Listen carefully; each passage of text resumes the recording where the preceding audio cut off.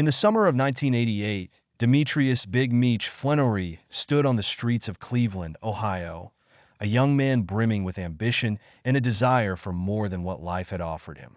Born into a world of struggle, he witnessed the harsh realities of poverty, crime, and survival. The city was his classroom, and the lessons it taught him were all too real.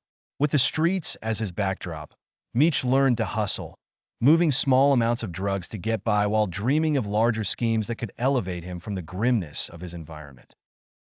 As Meech navigated the tumultuous waves of street life, his younger brother, Terry Southwest T. Flenory, looked up to him with admiration. The two shared an unbreakable bond, united by the ambitions, dreams, and burdens of their upbringing. Recognizing their potential, they made a critical decision. It was time to expand. In the 1990s, they packed their bags and relocated to Atlanta, Georgia, a city that would become the launching pad for their colossal drug empire. With Atlanta's vibrant nightlife and burgeoning music scene as their backdrop, the Flenory brothers established the Black Mafia Family, BMF, a drug distribution network that quickly gained notoriety. Their operation wasn't just about drugs. It was a meticulously crafted brand. They understood that success in the drug trade wasn't solely about the substance.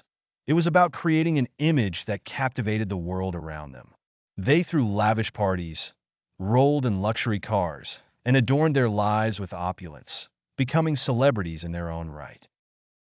Big Meech was a charismatic figure, charming and persuasive, effortlessly navigating the worlds of hip-hop and high society.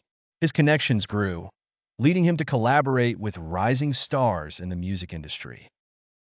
Rappers began to chant his name, and BMF became synonymous with the extravagant lifestyle that so many aspired to emulate. They funded music videos, invested in artists, and carved out a niche that emerged at the intersection of fame and notoriety. Life was a series of highs. Their operation flourished, generating hundreds of millions of dollars in revenue. Meech reveled in the power that came with his wealth. He was the master of ceremonies in a world where he crafted the narrative. Yet in the shadows, the DEA and other law enforcement agencies were watching.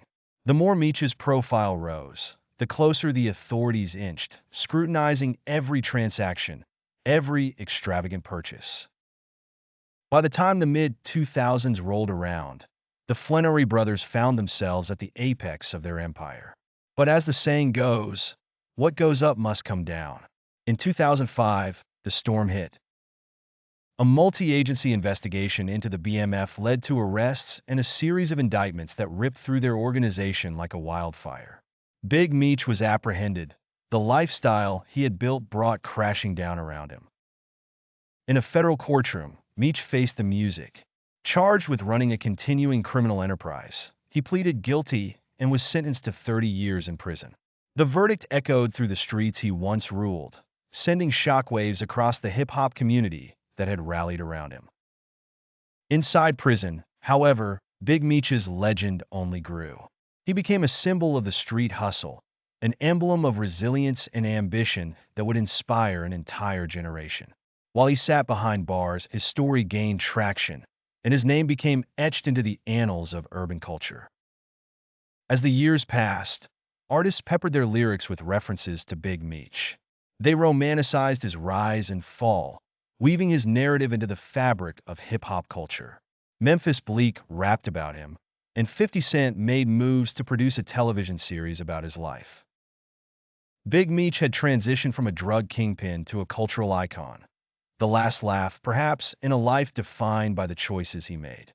In late 2020, as rumors began to swirl about his potential early release due to good behavior, the anticipation reached a fever pitch.